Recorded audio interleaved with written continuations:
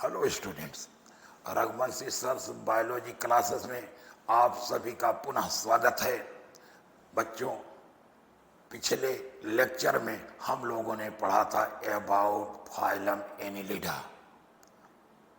अब इस लेक्चर में हम लोग पढ़ेंगे अबाउट फाइलम आर्थ्रोपोडा। हम लोग बच्चों पढ़ने चल रहे हैं अबाउट फाइलम आर्थ्रोपोडा। अगर आप देखो बच्चों, आर्थ्रोपोडा ये दो वर्ड से मिलकर बना है। आर्थरास, आर्थरास मीन्स होता है बच्चों ज्वाइंटेड, एंड पोडास मीन्स होता appendages. Appendages I mean animals having jointed appendages are grouped under phylum Arthropoda. एक चीज बच्चों और याद रखिएगा, कहते हैं this phylum Arthropoda is considered as the largest phylum in kingdom Animalia.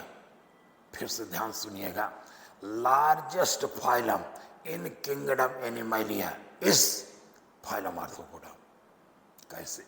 On the basis of number of species, approx 9 lakh species पाई जाती है इस फाइलम में।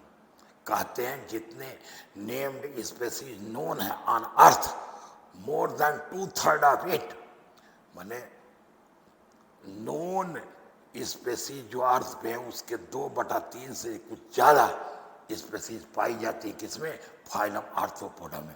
That's why phylum Arthropoda is considered as the largest phylum in kingdom Animalia.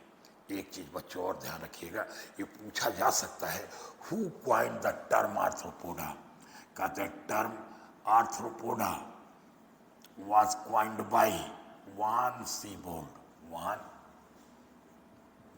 Siebold. अब बात उठती है, ये जो आर्थ्रोपोड्स होते हैं बच्चों, इनमें लेवल ऑफ ऑर्गेनाइजेशन क्या होता है ये ध्यान दीजिएगा। आर्थ्रोपोडा के जितने भी मेंबर्स होंगे सब में organ system level of organization होगा और इनमें बायलेटरल सिमेट्री पाई जाएगी। ठीक, ये ट्रिप्लोब्लास्टिक एनिमल्स होंगे। ट्रिप्लोब्लास्टिक का मतलब their bodies originated from 3 germ layers, I mean ectoderm, mesoderm और इंडोडर्म। ये तीनों जर्म लेयर से इसकी बॉडी बनती है। और एक बात, ये जो आर्थ्रोपोड्स होते हैं ना बच्चों, इनकी बॉडी सिगमेंटेड होती है। और कैसा सिगमेंटेशन होता है? मेटामेरिक सिगमेंटेशन पाया जाता है इनमें। I mean true segmentation is present in arthropods. और एक चीज कहते हैं presence of chitinous exoskeleton is the characteristic feature of phylum Arthropoda. Chitin का बना हुआ एक्सोस्केलेटन ये आर्थ्रोपोड का कैरेक्टरिस्टिक फीचर है। और आपको बताएं, ये जितने भी आर्थ्रोपोड्स होते हैं ज्यादातर इनकी जो बॉडी है बच्चों डिफरेंशिएटेड होती है। हेड, थोरेक्स एंड एब्डामिन में। Head, thorax and abdomen.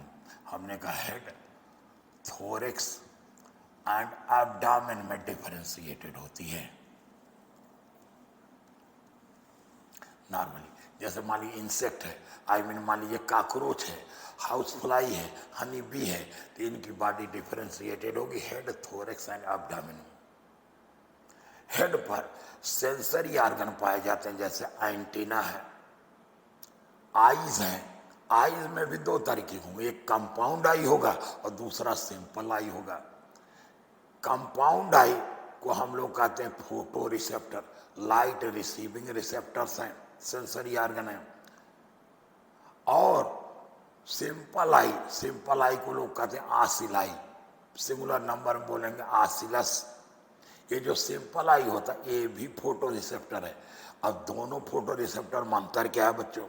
Simple I और कंपाउंड आई में अंतर क्या है इंसेक्ट में? एक चीज पर ध्यान दीजिएगा, जो अब बोल रहे जरा ध्यान सुनिएगा बच्चों, ये कंसेप्ट क्लियर होना चाहिए आपको।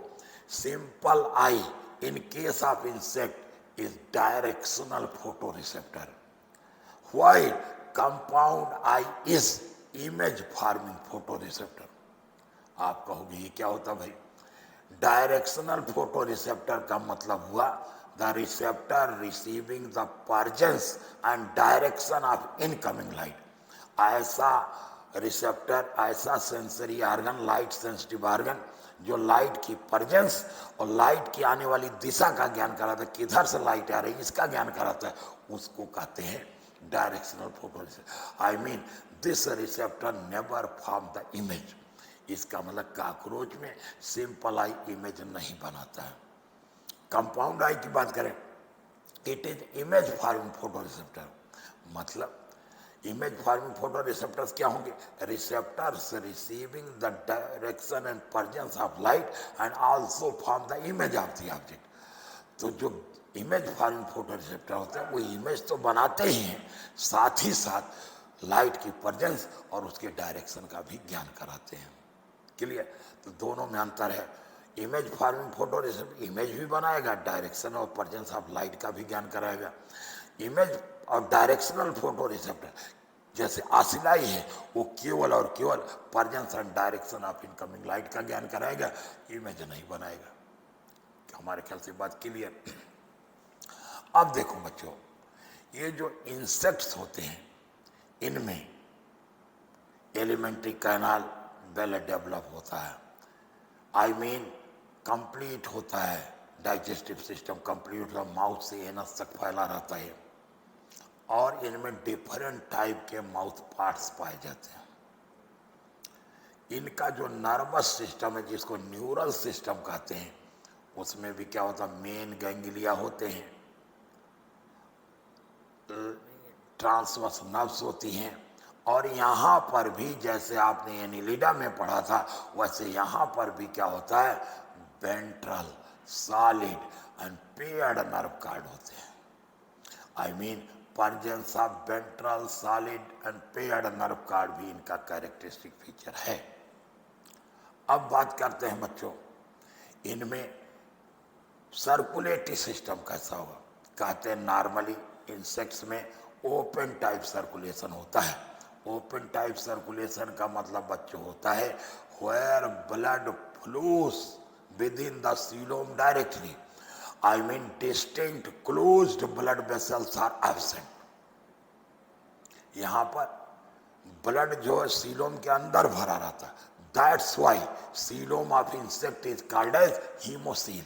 यही कारण है बच्चों हम काकरोच के सीलोम को हीमोसील कहते हैं। और एक बात, ये जो इंसेक्ट्स होते हैं बच्चों, नॉर्मली इनमें रिस्पायरेटरी पिगमेंट एब्सेंट होता है। रिस्पायरेटरी पिगमेंट एब्सेंट होगा तो इनका जो ब्लड होगा वो कलरलेस होगा, and colourless blood of insect is called as haemolymph. इसको हीमोलिम्फ कहते हैं। I mean the blood of insect is haemolymph. Haemolymph colourless है। क्यों कलरलेस है? क्योंकि इसमें रिस्पायरेटरी पिगमेंट एब्सेंट है। अब बच्चों अगर हम बात करें इंसेक्ट के एक्सक्रीटरी ऑर्गन का, तो कहते हैं the important excretory organ in insect is Malpighian tubules. Malpighian tubules ये इनके एक्सक्रीटरी ऑर्गन्स हैं। इनका जो मेन एक्सक्रीटरी बेस्ड होता है इंसेक्ट का, उसको बच्चों हम लोग कहते हैं uric acid. Uric acid is the excretory based of insect, और यूरिक एसिड हमेशा क्रिस्टल के फॉर्म में रिमूव होता है along with the faecal matter. और जो एनिमल बच्चों यूरिक एसिड एक्सक्रीट करता है उनको हम लोग कहते हैं यूरिकोटेलिक एनिमल्स। इसका मतलब इंसेक्ट्स जो होते हैं बच्चों ये यूरिकोटेलिक एनिमल्स होते हैं।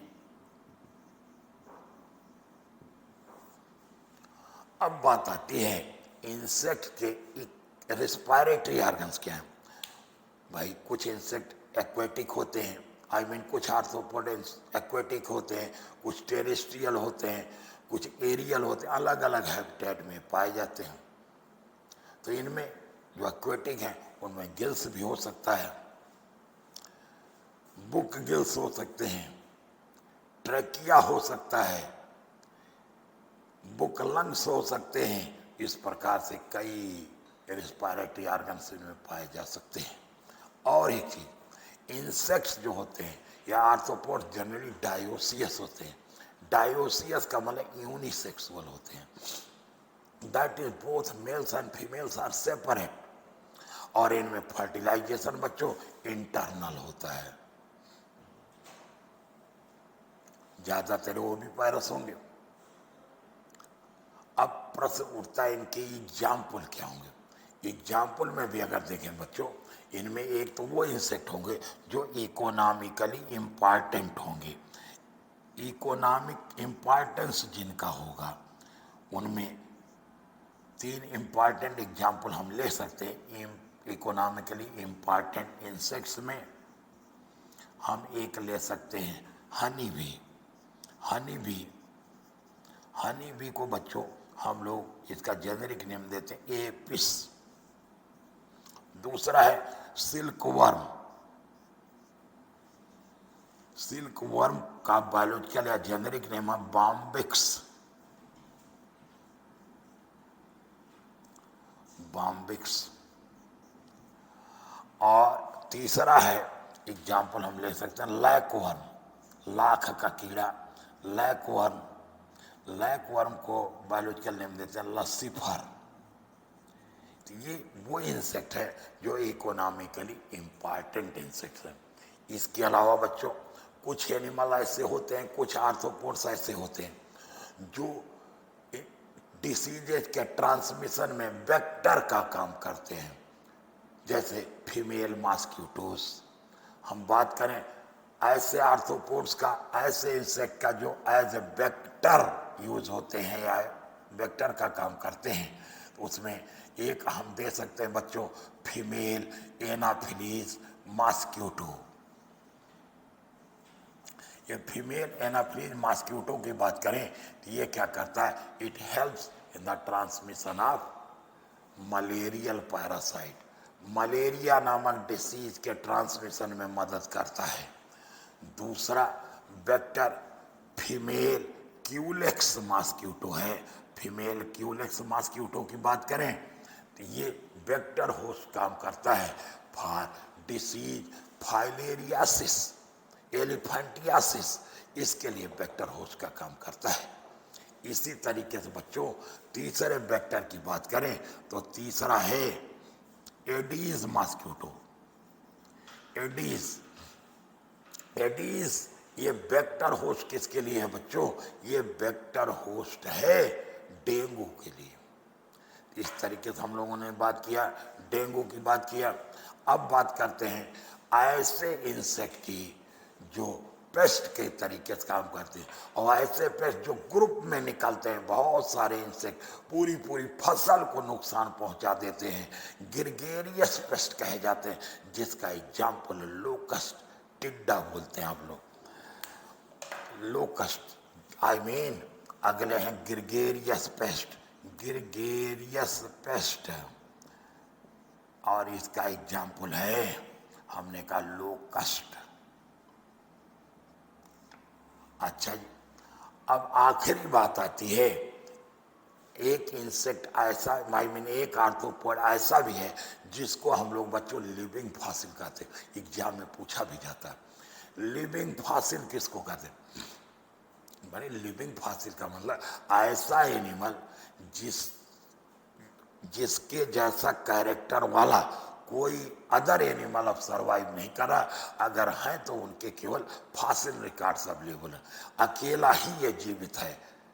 और इसको हम लोग कहते हैं लिमुलस। इसका एग्जाम्पल है बच्चों लिमुलस। और लिमुलस का कॉमन नेम होता है किंग क्रैब। ये किंग क्रैब क्या है, कहते हैं ये लिविंग फॉसिल के नाम से जाना जाता है। और मैंने कहा एग्जाम में पूछा भी जाता है, इंपॉर्टेंट है। इस तरीके से बच्चों हम लोगों ने जनरल कैरेक्टर की बात किया अबाउट फाइलम आर्थ्रोपोडा, जिसको हमने फिर कहा, याद रखिएगा, it is the largest phylum in kingdom Animalia according to number of species. तो this is all for this topic. and thanks to all of you.